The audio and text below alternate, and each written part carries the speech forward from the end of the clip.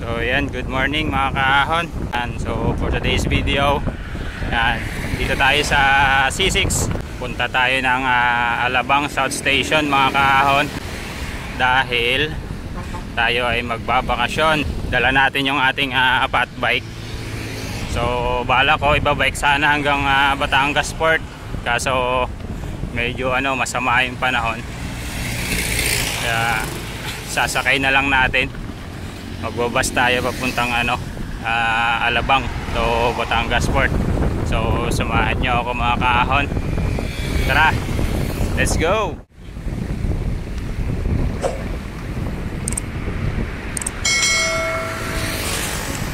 So yan, at dito na nga tayo mga kaahon sa bus. Yan, nasa SLEX na tayo. Biyahe tayo papuntang Batangas Port mga kaahon. So yan, gamit muna tayo ng pinagbabawal na technique. Yan.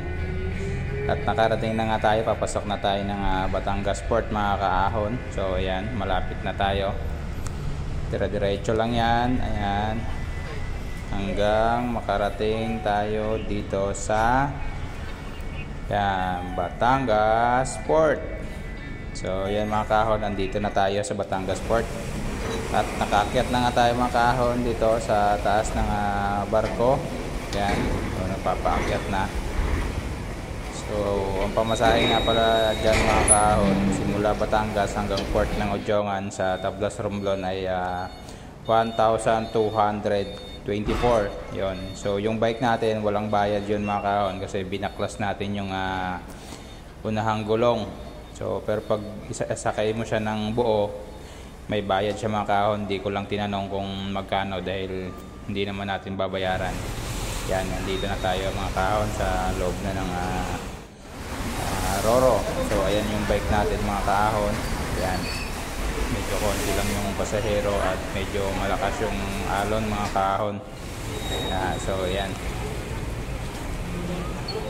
medyo malaki yung alon. Hirap na tumaong yung paparating na barko. Ayan, galing Mindoro yan mga kaahon.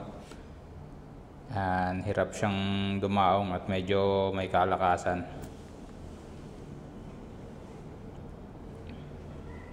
So ang alis nga pala ng barko dito mga kaahon, pag yung diretso kang Romblon is 5 PM ng hapon yung alis. Tas darating sa Ojongan mga 1:30 o kaya 2, depende sa sa biyahe. Kung medyo malakas-lakas, yan, medyo inaabot siya ng 2 AM ng madaling araw.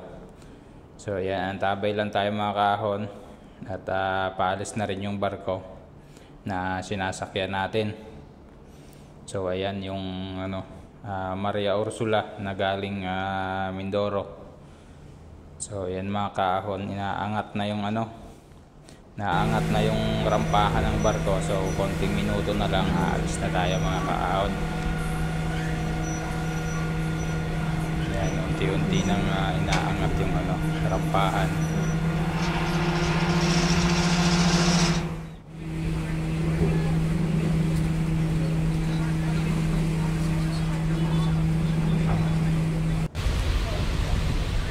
Yan nga mga kaahon, paalis na tayo mga kaahon. Yan. So at yun, dito na nga tayo mga kaahon. So nakaalis na yung barkong sinasakyan natin. So yan, maraming salamat sa patuloy na pagsuporta mga kaahon. Hanggang sa muli, paalam, kita-kits.